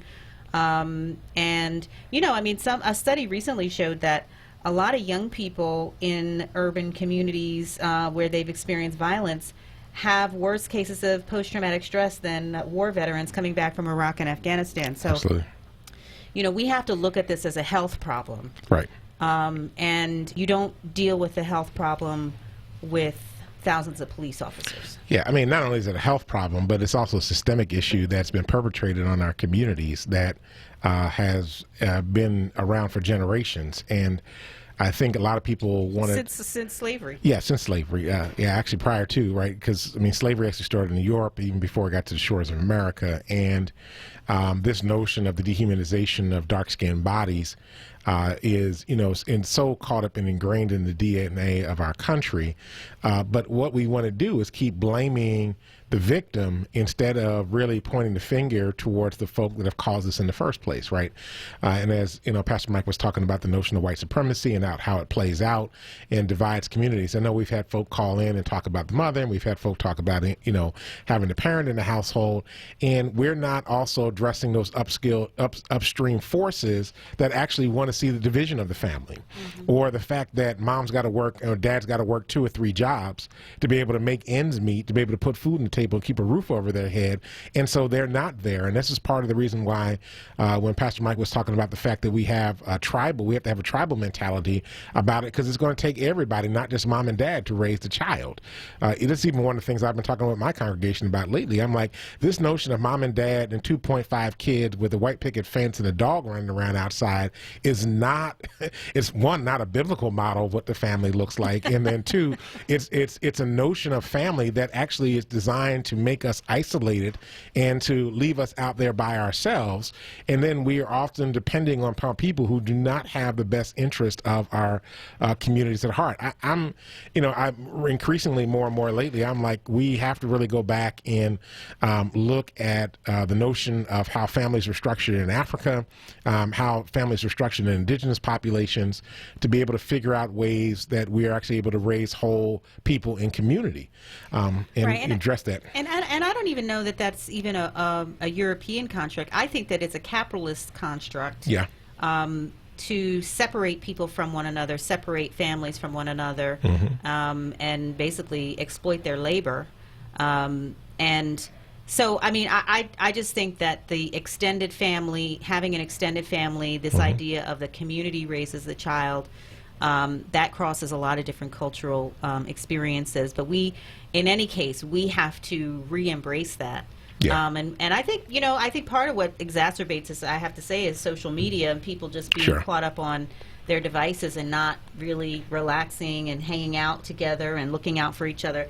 Absolutely. I mean, right when we started the show, I was telling you last night I was at Night Market, which was in Overbrook last night, which is a street festival that has music and tons of food trucks, and it was just such a relaxing, nice experience. Community was out, hanging out, people were laughing, people were relaxing, people were listening to music, people were eating good food, and there was no sense of stress and threat. And it was just a nice community environment. So we need to have more, it just reminded me, we need to have more things like that happening, where people feel at ease and able to be with one another. Yeah. Which is what I was struck by. People were at ease, being with one another, enjoying one another, families, friends. I ran into some of my cousins there. And, it was just a nice reality check against this idea that we need to be policed in public spaces. And there were a few officers there, but they were eating and having as much fun as we were. Absolutely. I mean, I think,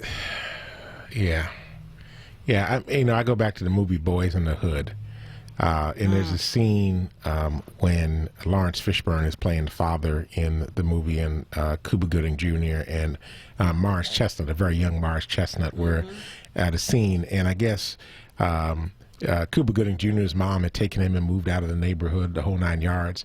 And the father, he and Cuba Gooding Jr. and Morris Chestnut are looking around the neighborhood, and they're kind of afraid. And his father turned to him and said, "You should never be afraid of your people. Never be afraid of your people." And I think that is a piece that we have to learn to reclaim. And I think part of the challenge that we're talking about today is that people are afraid of each other. But part of that fear has been instilled in us from outside forces. And the media reinforcement. Absolutely. The media reinforces it. The images that we see generally of people of color, in particular dark-skinned folk of color, are used to be very negative images that continue to come across. And so it reinforces us, and then it takes root in our subconscious that we ought to be afraid of folk. And I'm like, you can't be afraid of your own people. You just can't, because it just invites a sense of disassociation within yourself. That how can you be afraid of somebody that looks just like you? Right. And you know, this the movie When They See Us, about the Central Park 5 case and the young men that were caught up in that. I mean, what it has brought up for me, you know, I'm refusing to watch it only because I saw the documentary a few years ago, which was hard enough to watch. Right. To see the traumatization of these young men and the impact on the trajectory of their lives even after they got out of prison was painful, and I don't necessarily need to see that again right now. I think all white people should watch it, however. Yeah.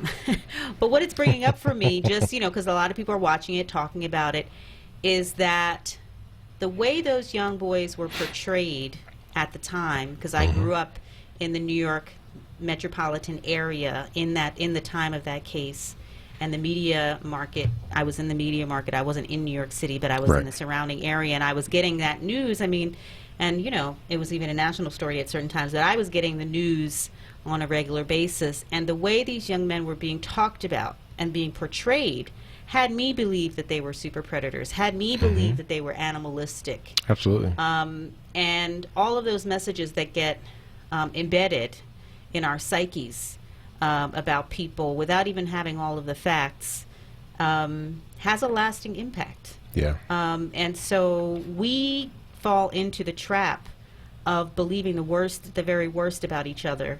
And I think, what Pastor McBride was advocating for and is saying it works is just, peeling that back, looking at these young people as human beings, the human beings that they are, the human beings that they are that have been suffering. And how do you just approach them as from a human to human perspective, with love in your heart, and see what can happen? Yeah. And see how you will be received. And he said, what did he say? Godzilla breath sometimes comes at you because people are suspect, and people don't know what are you doing walking around my neighborhood. But once you get past that, and he said that they've never had any incidents of violence. Nobody's got hurt or anything. Yeah. That like the guys he described on the corner, throwing dice, they actually wanted to engage and find out, well, what are y'all doing here? And so I think there is real opportunity, and part of it is we have to expand our imagination. Yeah, I totally agree with you on that. This comment that Jane Cosby made on here, and on Facebook. That on Facebook, and she said something that is really deep. She said the issue is that this is what white Christians created and perpetuated the attitude and systems, both social, political, and spiritual. So it's Christians to assume the responsibility to do the work to make the changes. Wow, Jane. Okay. And Jane is a leader in the Episcopal Church, so I know that's a deep thing. That's profound. Yeah, and I think you're right. I mean, I think that a lot of this nonsense that we're contending with has been perpetuated by faith. And it's not black faith communities that created this, right? It's white faith communities that did this, and we need to, Christian communities, let's be specific, Christian communities that need to address that. So let's go to Val from Maine. Val, we got a couple minutes before we have to go to a break. What's on your mind? Okay, first, universal basic income has been in effect for many, many years, because I have friends from Germany, and I remember one day, I would think I was in my late 20s or early 30s, and I remember one day asking them, something came up and I found out my friend wasn't working. And I was like, well, what are you doing? Well, I'm going on vacation. I was like, well, how do you go on vacation? They said, oh, well, we get $1,000 a month, and we get $13,000 a year. And I was like, how is it 13? They said, oh, well, you get vacation pay. So this is years ago. So that I remember being like amazed at that. Right. That an unemployed person could still go on vacation. Right. And the country gives you $13,000 a month because they figure if you're unemployed, you're emotionally distressed, and you need at least some. So they give you an extra $1,000 for vacation. That was part of the equation. The other thing is, as you know, I used to work for Buckminster Fuller, and his whole concept was that technology, the whole purpose of technology, his whole philosophy, and what I'm trying to put out there are other thinkers who've been saying this for substantial amount of years. But when I was in my early 20s, I worked for Buckminster Fuller, and technology was supposed to give people time and give people be autonomous. And if the technology worked right, you only need to employ 1 every 10,000 people. I forgot how that worked, at the time. I mean, his concept at the time. And people were supposed to have leisure, type of basic income. The other thing is, earlier this week I heard another discussion on another show that was very similar to what y'all were speaking about, and also documenting the killing of black people, or not just black people, but the killing of people by police, and gathering that data. So there's an organization that's been doing that since 2015. After going out to Ferguson, then they decided that as black people, so it's a black organization that has been documenting since 2015 the killing of people in America by cops. Also, how do you, and they've been making the data to how to reduce that. And there's another organization now, because of that, it's a black legal organization, that how to use that information and data to challenge the system.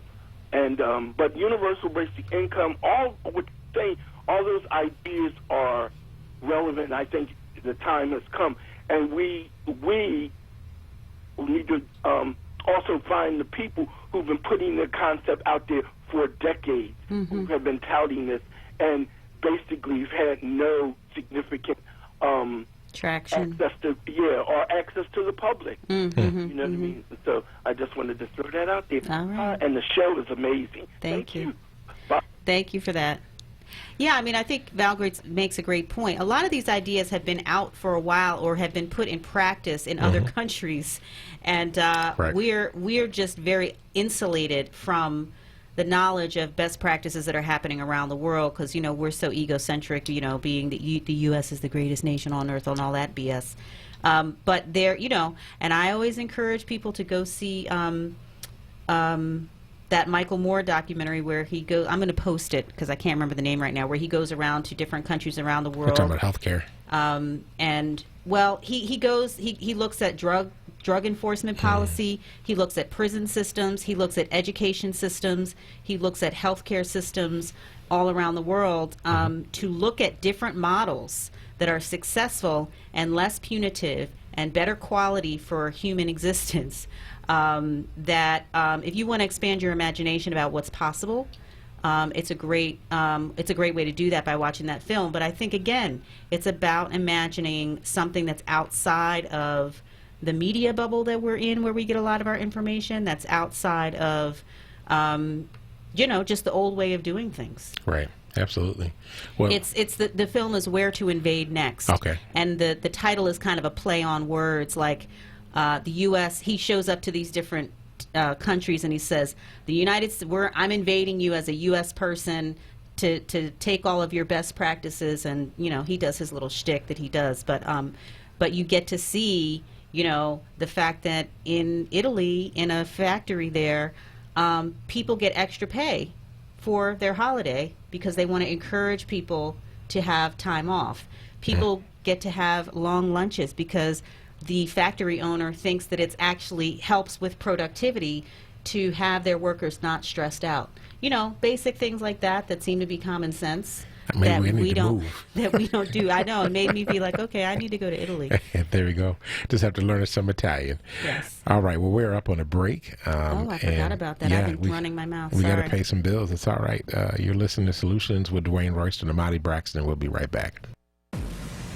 Don't miss the Electric Magazine Show, hosted by Cody Anderson and Vicki Leach. Saturday mornings from 7 a.m. till 9 a.m. Exclusively on Word Radio, 96.1 FM and 900 AM WURD. AARP presents the Black Music Makers Minute. This is what it sounds like when doves cry. Prince Rogers Nelson, the artist known as Prince, is legendary for his dance moves on stage. Pretty predictable, perhaps, for a kid that was a dance student in high school. But Prince had some athletic moves, too. Which sport did he make those moves in? Was it A, baseball, B, basketball, C, football, D, all three? Time's up. While at Central High School in Minneapolis, Minnesota, Prince played baseball, basketball, and football. If you said D, all three, you're absolutely right. AARP celebrates Black Music Month. Keep listening for more Black Music Makers Minutes, only on this station.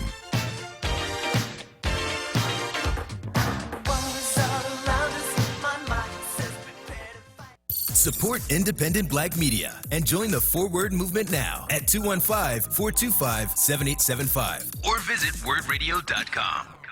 Tune in this Sunday at 5 p.m. for an educational show titled Schoolin', with information to help you navigate the sea of educational choice in Philadelphia, with your host, Dave Hardy. Join Word Radio Friday, June 28th for the annual Word Wellness and Food Festival at the Fresh Grocer of Monument Road. And take advantage of our special early bird membership drive. Start or renew your Forward membership between now and June 28th, and you'll get a discounted rate of just $75. Join the Forward movement today so you can protect and preserve independent Black media. Call 215-425-7875 or visit wordradio.com. We'll see you on June 28th.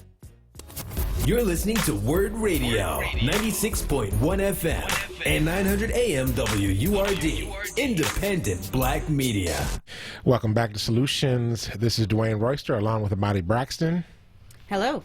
All right, so now you got caught on that one, so I don't feel as bad anymore. I did get caught on that one. I was trying to look something up, but yes, yeah, that's all right. So, a couple of things that were happening in the city this week, and I know we're in our last segment, but the Congressional Black Caucus had reparations hearing in Washington, D.C. this week. Major. Major Danny Glover, Ta-Nehisi Coates spoke, actually took on Mitch McConnell, who said that we don't need reparations for something that happened 150 years ago, and that I don't know, some of these old white men, I just don't know what to do with them anymore. I really don't. They're losing their minds. They're losing their minds. Anyway, that's another story. So there's a lot happening with reparations, and I think that there's like a serious conversation. It's actually being talked about by presidential candidates. I'm actually wondering if this is going to be one of the issues that comes up in the debate, because many of the candidates have talked about reparations. I don't think folk have gotten a detailed plan about what the reparations look like. I know, like, for example, this week, Governor Wolf signed into law that June 19th would be Juneteenth Day, will be officially recognized by the state of Pennsylvania. All right, Governor Wolf. Yeah. So okay. So here's the thing, though, right? Here's the thing. So somebody was talking about Juneteenth. Like, first of all, somebody was like, I was watching on Facebook, they're like, if it's a state holiday, why am I at work? So I was like, that's a good point. And then, that is a good point. I thought about that for a minute, and I was like, yeah. So what would happen if on Juneteenth, all black people got off, and then all white folk had to do our jobs for the day? Oh, wow. That would be like a real That's a powerful idea. That's allyship right there. That's allyship right there. Like, you got to do my job for the day. It's Juneteenth. I'm off. I'm sitting back. I'm kicking. I'm at the beach. Right. I'm drinking a Mai Tai or something, or probably me a Diet Pepsi. But it's like, and then other folk are doing our jobs for the day. Right, as a part of the Juneteenth celebration. Idea. So that's a nice solution. That's this a nice show solution. is called Solutions. It's called Solutions. We're trying to bring solutions to the table. But I'm sorry. Go ahead. No. I was about to change the subject, but you go ahead. Okay, we're going to change the subject. I mean, we're going to spend, I think, some more time talking about reparations in the weeks to come, and so we need to, we do that. But what else do you got? Yeah, I didn't mean to change the subject off reparations, because I think it's very important, of course. And I think that we should be applying a reparations framework to everything that we do and all Absolutely. the issues. No, I just wanted to highlight a couple of something that caught me by surprise. I don't know if people heard about the Supreme Court struck down the conviction of a man who had been on death row for 22 years in Mississippi, who really had been put through the ringer by a particular racist prosecutor who was the same prosecutor who tried this guy 6 times for the same crime. Oh, wow. And had thrown black people off the jury. I think 99% of the black jurors that were being proposed were thrown off the jury by this guy. The gentleman's name is Curtis Flowers, and Brett Kavanaugh wrote the majority opinion that overturned the lower court's decision to uphold his conviction. So I was very surprised to see Brett Kavanaugh was on the right side of this issue. And it was a 7-2 decision by the Supreme Court, so it must have been pretty obvious that justice was not carried through.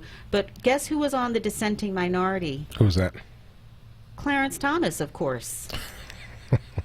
The one black man. God bless Clarence Thomas. No. We're going to pray for him. He needs prayer. I'm not going to waste my prayers on Clarence Thomas. I'm sorry. Okay, I hear you. So that happened. And then another good piece of news, at least for the interim, is that it looks like Trump says he's not going to do a military strike on Iran after Iran was alleged to have shot down an American drone spy plane, which I think, in the back of my mind all week was, are we going to have a wag the dog situation where Trump is getting in more and more trouble in terms of his conduct and the obstruction of justice, and so he's going to distract us by engaging in a war in the Middle East, which is the last thing we need. So I feel at least some temporary relief that has been pulled back a little bit. So those were two things that, I wanted to just raise in our last segment as somewhat positive developments. Yeah. But we do have a caller on the line. Yeah, Muhammad from West Philly's on. Muhammad, welcome to Solutions. Hey, great. Good evening. I'm really grateful for you guys' commentary. This is the first time I had a chance to call your show, and I respect your intelligence and what you guys bring to our community. I think it's very, very helpful. Thank you. I am on my way down to Triumph Baptist Church right now to a forum, a town hall with Dr. Montero and Attorney Michael Cord on should black people have a referendum to consider the solution of separation. But I wanted to ask you, you mentioned earlier, Mr. Royster, how divided blacks are, especially even on the left or whatever, the Democratic Party. And I'd like to kind of get your opinion on something I'm seeing. I think that there are, the black female vote is is a very decisive swing factor in a lot of these elections, Absolutely. especially presidentially. However, I don't see a lot of the young black females necessarily, feeling the same Democratic, party loyalty that many of the older black female, Democratic voters may feel. Do you see that as being perhaps a divisive factor or something that we need to maybe pay more attention to? Yeah, I mean, it's actually interesting. So the Women's Empowerment Center actually did a study, and the study showed that black women are the most consistent Democratic voters in the country, above white women, white men, black men, Latinx folk, indigenous folk, Asian Pacific Islander. Black women vote Democrat 96% of the time. So it's a very, very high number. I would say that we did see a drop-off in 2016. I think a lot of that had to do with millennials' frustration with what's happening in the electoral process.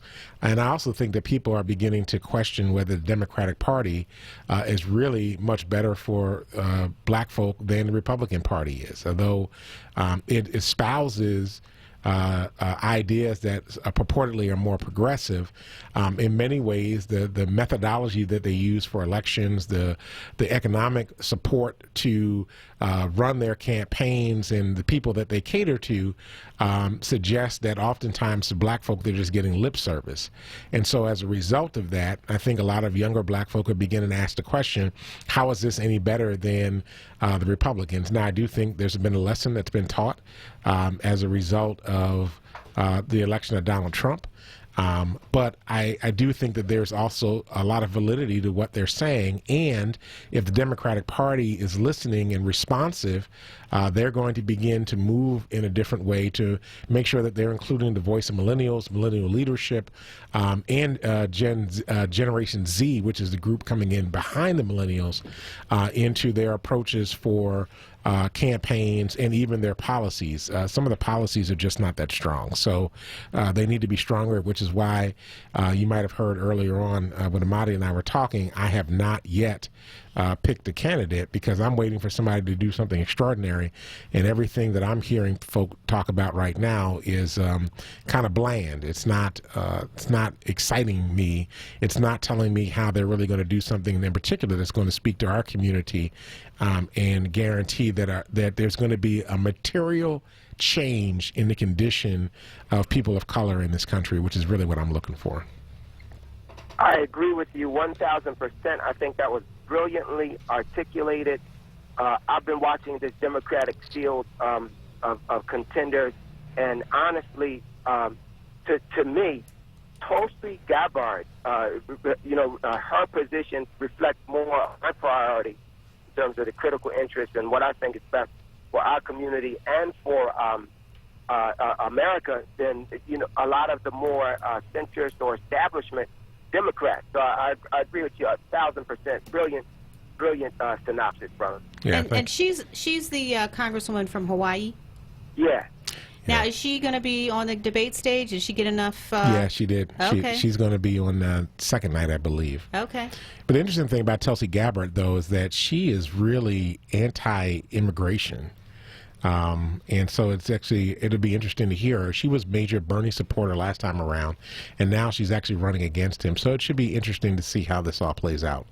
She was a member of the U.S. military before becoming a congresswoman, and as part of a family that's been very powerful in Hawaii. So thanks for giving us a call. We really appreciate that. And it's really good. Oh, wow, we're out of time.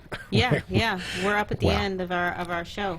Well, it was great having Pastor Mike McBride of Live Free on, and if people want to find out more information, we posted in the Facebook Live feed his website, which is, I believe, livefreeusa.org. That's it. Mm-hmm. So if you want to check that out, and it sounds like he is doing some work here in Philadelphia, so if you want to join in with that, they'll be back hopefully on July 10th, and we'll be able to preview that leading up to that week. Awesome. Well, thank you, Amadi Braxton, for joining me on the show today. Thank you, Bishop Dwayne David Royster. Awesome. And Jordan, thank you for sitting in for Troy tonight, and I appreciate you. And thank you to all of our callers that called in and everybody that's been listening.